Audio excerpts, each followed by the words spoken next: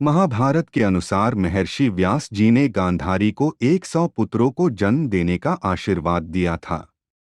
उसके बाद गांधारी गर्भवती हुई और लंबे समय तक गर्भावस्था में रही, जिसके कारण गांधारी निराशा होती गई और आखिर एक दिन उसने अपने पेट पर जोरदार मुक्का मारा, जिसके कारण गांधारी का गर्भ गिर गया। इसके बाद उसके पेट से एक मांस का लोथड़ निकला। महर्षि व्यास को बुलाया गया। उन्होंने उस मांस के टुकड़े पर कुछ मंत्र का जाप करते हुए जल के छींटे मारे, जिसके बाद वो लोथड़ के गेंद के बराबर 100 टुकड़े हो गए। उसके बाद उनको दूध से भरे हुए 100 अलग अलग बर्तनों में रख उनको पूरी तरह से सील करके दफन कर दिया। सबसे पहले घड़े से जो शिशु प्राप्त हुआ था, उसका नाम दुर्योधन रखा गया। दुर्योधन स्वभाव से बड़ा ही हठी और दुष्ट था। वह पांडवों को सदैव नीचा दिखाने का प्रयत्न करता और उनसे ईर्ष्या रखता था। उसके दुष्ट स्वभाव के कारण ही महाभारत का युद्ध हुआ। प्रत्येक मटके से एक एक बालक प्रकट हुआ। पंडितों ने धृतराष्ट्र से कहा कि इस बालक का परित्याग कर देने से ही कौरव वंश की रक्षा हो सकती है, अन्यथा अनर्थ होगा। किंतु मोहवश गांधारी तथा धृतराष्ट्र ने उसका परित्याग नहीं किया। उसी दिन कुंती के घर में भीम ने जन्म लिया था। दुर्योधन के पैदा होते ही आसमान में काले बादल छा गए और राजमहल के पास आकर सियार जोर जोर से रोने लगे। सियारों की आवाज को सुनकर एक भय और अपशुगन का माहौल बनता जा रहा था। सियारों को सैनिक भगा देते, लेकिन वह फिर आकर रोने लगते। उन्हें यादव नेता बलराम ने भी पसंद किया, जिन्होंने उन्हें यह भी सिखाया कि गदा को कैसे संभालना है।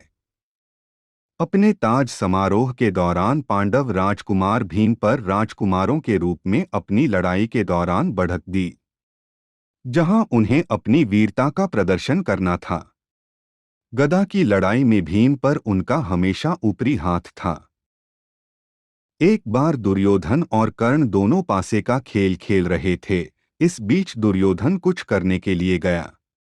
भानुमति वहां आ गई और खेलना शुरू कर दिया, लेकिन कर्ण और भानुमति के बीच लड़ाई हो गई कि किसकी बारी है। अचानक भानुमति की माला और पोशाक बेमेल हो गई। दुर्योधन ने प्रवेश किया और भानुमति को ऐसी स्थिति में देखा।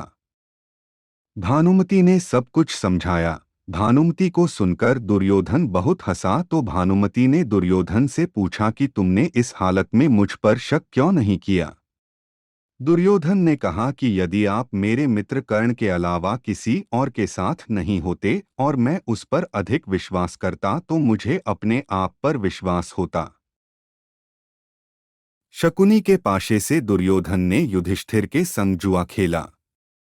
पाशे को भगवान शिव का वरदान था कि वह जब भी इस पाशे से खेलेगा उसकी जीत होगी। दुर्योधन ने इस तरह छल से पांडवों को जुए में हराकर उनका राज्य हड़प लिया। जुए में हार जाने के बाद दुर्योधन ने द्रौपदी को सभा के बीच बुलवा लिया और निर्वस्त्र करने का आदेश दिया। साथ ही जंधा पीटकर उस पर बैठने के लिए बोला। इसी भ्रष्ट आचरण के कारण भीम ने दुर्योधन की जंधा तोड़ने का प्रण लिया और महाभारत युद्ध में वचन को पूरा किया। एक बार दुर्योधन ने पांडवों को मारने के लिए लाक्षागृह बनाकर जिंदा जलाने की साजिश की। उसने घी, तेल, चर्बी, लाह मिट्टी को मिलाकर एक भवन तैयार करवाया। पांडव इन बातों से अनजान होकर एक रात इस भवन में आए, जिसे रात में आग लगा दिया गया। विदुर जी की कूटनीति से पांडव सुरक्षित निकल आए। दुर्योधन ने कर्ण, शकुनी और अपने भाइयों के साथ मिलकर अर्जुन के पुत्र अभिमन्यु को मारने के लिए चक्रव्यूह रचा। अभिमन्यु मां की कोख से ही चक्रव्यूह के भेद के बारे में जान गया था, लेकिन चक्रव्यूह से निकलना नहीं जान पाया था।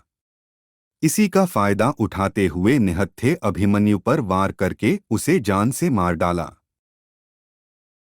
एक बार कंबोज के राजा चंद्रवर्मा की पुत्री भानुमति के स्वयंवर का आयोजन हुआ। सभी प्रदेशों के राजकुमार वहां आए। दुर्योधन भी कर्ण के साथ वहां पहुंचा था। भानुमति के सौंदर्य को देखकर दुर्योधन मन ही मन उन्हें हासिल करने की ठान ली।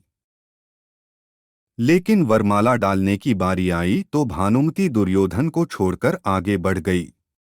दुर्योधन से यह बर्दाश्त नहीं हुआ और उसने सभी को डरा धमकाकर जबरन वरमाला अपने गले में डलवा ली और कर्ण की सहायता से सभी विरोधी राजाओं को परास्त कर बलपूर्वक भानुमति से विवाह कर लिया। भानुमति की तरह ही कलिंग की राजकुमारी के साथ भी दुर्योधन ने बलपूर्वक विवाह किया। दुर्योधन सभा के बीच से राजकुमारी को उठाकर अपने रथ पर ले गया और कर्ण की सहायता से राजकुमारी का अपहरण करके जबरन विवाह किया। भीम के हाथों हारने के बाद दुर्योधन को आधा मरा हुआ छोड़कर श्री कृष्ण समेत समस्त पांडव अपने शिविरों की ओर चले जाते हैं। रात के दौरान जब दुर्योधन तड़फ रहा होता है तब कौरव सेना के बचे हुए योद्धाओं में 3 योद्धा कृपाचार्य, अश्वत्थामा और कृतवर्मा वहां आते हैं। तब दुर्योधन उनको अपनी हालत का कारण बताता है, जिसको देख अश्वत्थामा क्रोधित हो गया और दुर्योधन से पांडवों को मारने की प्रतिज्ञा कर पांडवों के शिविर की ओर चला गया। उसके जाने के बाद रात के समय दुर्योधन का तड़प तड़प कर अंत हो गया।